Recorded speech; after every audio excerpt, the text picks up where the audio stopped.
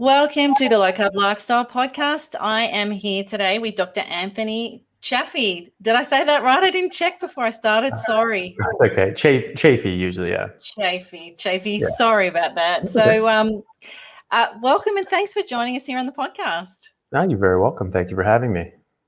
I'm really excited. So obviously people are going to notice straight away that your accent isn't the typical accent that I have on my podcast. So do you want to share with everyone a little bit about who you are, what you do, and why you're in Australia? Yeah. I'm American. I'm from Southern California originally, and then my family moved up to Seattle when I was a teenager. So my whole family is from America, but I've traveled a lot. I played rugby from a young age. I was an All-American in high school, and stuff with the U.S. national team, and then played professionally in England, and as well as the U.S. and Canada, and but I did my undergraduate degree in molecular cellular biology, and was always planning to go to medical school, but had opportunities with rugby that I just wanted to take advantage of, so I did that, and then went to medical, but got sort of the travel bug with rugby, and liked living abroad, liked seeing new places, and so I decided to go to medical school at the Royal College of Surgeons in Dublin, because I had friends over there that were doing that, and I had one of my former rugby coaches was a coach at Trinity College in Dublin, and so I ended up playing rugby for him, but going to like the other medical school in town. After that, I was going into training for neurosurgery, but my parents had a sort of health issues that needed help with, and so I actually left my work and went to help them out. It was supposed to be just for a few months, but ended up getting a lot more serious, and took a while to sort of settle down, but it did, and they're very good now. And then sort of this weird situation in Burma snuck up in 2017, where the Burmese government killed about 200,000 people of their own people in about a month. And so these are the Rohingya refugees that fled across into Bangladesh. And so there's about 1 million people escaped into Bangladesh from that. And because I was a bit of a free agent, a friend of mine that worked for a charity that was helping out there and getting resources and supplies to local charities on the ground, just asked, are you available to go over and help? We need doctors on the ground, and most people can only go for like a week or so, but you're sort of free, you go for longer term. And I said yes, even though it was quite a crazy situation. Bangladesh is a very dangerous country. On a good day, this was a bad day, and ISIS is very supported, was well supported there at the time, and so there was a lot of attacks and a lot of killings and things like that. So people were even less willing to go across, and so I sort of felt that it was important to go, because basically no one was going, and so if I didn't go, no one would, and so I went. So I was there for a while, and that was exactly as intense and difficult as it sounded, but I'm glad I went. They asked me to stay for longer term and run their field hospital and clinics there, but things got sort of difficult with the logistics, and the field hospital didn't end up getting built for like another 10 months or so. So I ended up not being able to go back. But at that point, I was really free agent. I hadn't really done hospital-based medicine outside of the refugee camp in sort of 2-3 years, and I wanted to get back into it. And so I was looking at where to go, start a program in the States, or go back to Ireland or Australia. So I had friends here, and they just were talking it up and really enjoying it. And so I said, why not check it out? So I just hopped on figured it out, got a job, and came down to check it out. I hadn't actually been to Australia before I moved here for work. So that's why I'm here. So how long ago did you arrive? And you're in Perth, aren't you? That's correct. Yeah. So I came to Perth in sort of February 2019. Okay, so a little while. Wow, what a story. I mean, stupid question, I guess, but you must have been profoundly changed by the work you did in Bangladesh. I can't even imagine. Did it change the why around medicine for you? It certainly, put a lot of my suspicions, confirmed a lot of my suspicions. I've looked into a lot of things, and I talk to a lot of people, and I try to look into as many things as I can. I studied, history and economics and different sorts of, things around the world. And so I've always sort of had, quite, what's the right word? A restrained view of humanity and the world, and just knowing that there are bad things out there, and that we're not, we're very blessed here in Australia and in America and Western countries that, things mostly go quite well, and you can live your whole life, pretty freely and without too much, serious dire emergencies, and the rest of the world just isn't like that. And so I've noticed that. So it wasn't a surprise for me, but it was, it was definitely good to sort of see that and recognize those sort of the differences. So it's like just little things that you take for granted, that make things work very, very smoothly, and we take that for granted. Over there they don't exist, and you're running into them like, why isn't this a thing? Why don't you guys do this? This is something you should do. This makes things so much better. And so dealing with the logistics side of things was one of the bigger issues.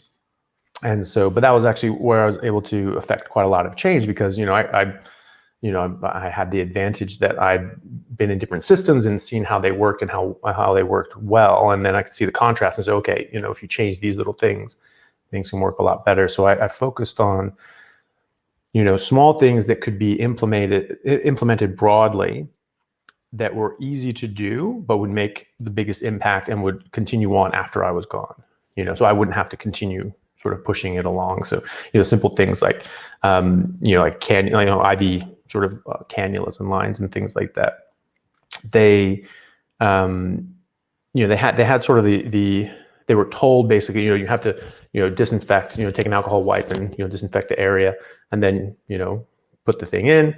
And so they were told that, so they did that, but they weren't actually taught the principles, like you do this because you want this to be disinfected. You don't want it, you don't want it to be dirty and so forth. So they would do that on the first go. They wouldn't get it and say, okay, so they take this, put it on the floor, and then go to the other arm, wipe it down with alcohol, then pick this thing up with lint and rocks on it, and then stick that in someone's vein. And so, just simple things like that. And, Johns Hopkins did a project, or it was sort of research, but they implemented it. Just putting in a checklist. So you have these little rules. This is how you do this. This is how you insert them. This is how you watch them.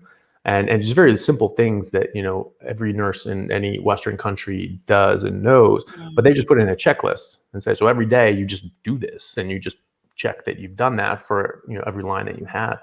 And so this is Johns Hopkins, is one of the top hospitals in the world. And before they had the checklist, they had several thousand IV line infections every year, and several hundred of those got septic, and 100 or so, 160 something like that died. I forget the exact numbers. And when they implemented this, it dropped the infection rate down to 2 in 2 years, no sepsis, no deaths. So same rules, same guidelines, exactly doing the exact same thing, but just having a checklist to say, I've done it. They do this in with airline pilots as well. They have jumbo jets. So they just go down this checklist on how you're going to take off. The first attempt at a jumbo jet had the best pilots in the world. They went up and went down and crashed and died. And they're like, right, this is too complicated. We can't do this. And then someone said, well, no, they really should have been able to do this. And they looked and said, these 10 critical things that you have to do when you're taking off, they missed step 7. And that's just something, they just missed that, and they just made a mistake. And so now there's a checklist, and everyone has to go down and say, we did this, we did this, we did this, we did this. And it seems, a bit childish, it's like, okay, yeah, I know, but it makes a difference. These were the best pilots in the world, and they died because they didn't have a checklist. And so now we have, the air travel that we have. And so these things make a big difference. And so I try to do little things like that I could roll out, and that I could see would hopefully make the most impact. Because at the end of the day, we're all human beings. I mean, even they might be the best airline pilots in the world, but we make mistakes, and to have something that I'm grateful. Yeah. Not that we can fly at the moment, but it does make sense. So then you've moved to Perth, and very different environment, obviously. What sort of work are you doing in Perth now? So I'm back in neurosurgery. So I'm back. Neurosurgery, yeah. training and specializing in neurosurgery, so brains and spines mostly. Where I'm at now, it's the only neurosurgical center in Western Australia, so we get all the calls, all the referrals everywhere from every hospital around Western Australia. So it's quite busy, and you're getting, and it's unique in a way because we have such remote communities across Western Australia. You have Broom's 2,000 miles away. So you're dealing with these things over the phone. A lot of these things will be, somebody came in, they have an issue, and they don't really have an MRI. They have this CT, and what can we do, and all these sorts of things. So you're trying to sort of figure things out with as best you can with the sort of resources that you have. And we do have a good program where the Royal Flying Doctors is all over, but we really use that a lot here.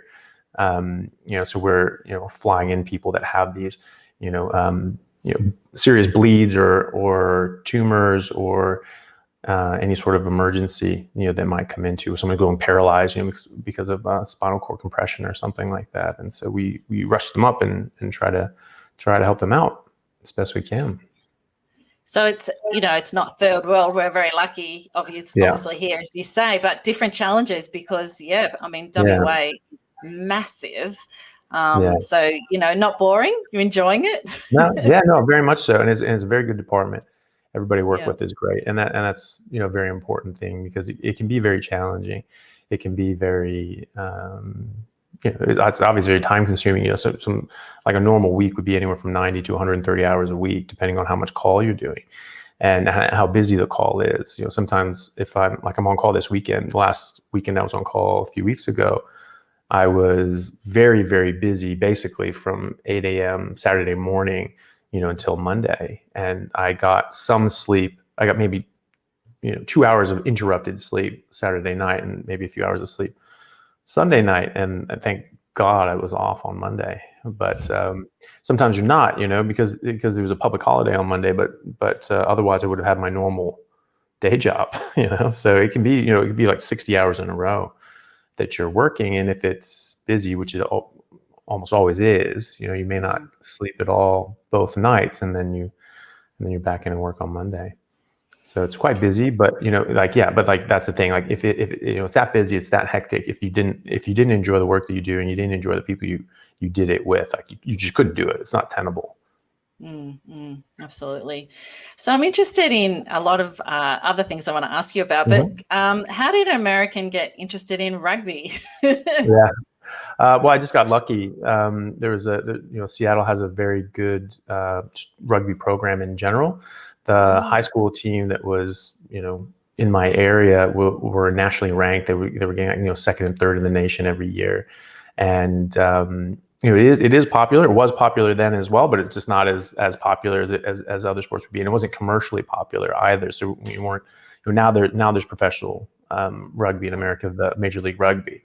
And my team, Seattle, that I played with, since I was a teenager, like they were the MLR champions the first two years of this season. Now we're into the third season. Last year was they didn't really finish the season because of COVID. So this is just the third season now, and they're doing very well. So in Seattle, actually that was sort of half the reason I went to medical school in Ireland, is because the head coach, sort of before I was there, was a guy named Tony Smith, who's now the head coach at Trinity. And he's coached a lot of quite famous Irish players as well, like Jamie Heaslip and Brian O'Driscoll and things like that at different stages. Heaslip was at Trinity, and then O'Driscoll was at Blackrock, which is sort of a junior high level team, but they're like the top in Europe, So it's like it's really weird. Like these 13 to 16-year-olds just trounce every other country, and so he was at Seattle actually, and so he started the high school club that I played for, and he helped coach the men's team, and he took them up to national prominence, and started the All-American program and so forth, and was involved with USA Rugby, and so he brought this team up to what it was, and the men's team was playing in the Canadian Premiership, which at the time was the top North American league.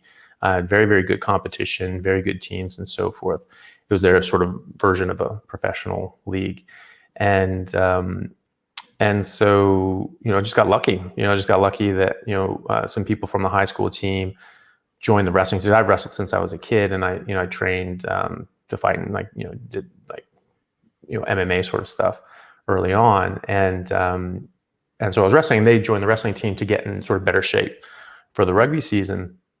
And they were just like, "Oh, why don't you come out and play rugby?" I was like, "Oh, that sounds like a great idea." And so I had a lot of good people to learn from and to be around, and I just really loved it because the community was so great, and the people on the team like really became really close, like family to me, like still are. And especially when we were playing in Canada, and there's quite a lot of big rivalries, and they were actually quite upset that we were in their league. We were the only American team in the Premier League, and they did not appreciate that. And they would make it known that they didn't like coming down to America. It was like, "Oh, we got to drive like 3 hours, deal with the border, and all these sorts of things." And but yeah, so they were quite violent games. There wasn't as well protected as it is now. Like there's basically no tolerance for fights or things like that, and violence outside of the rules.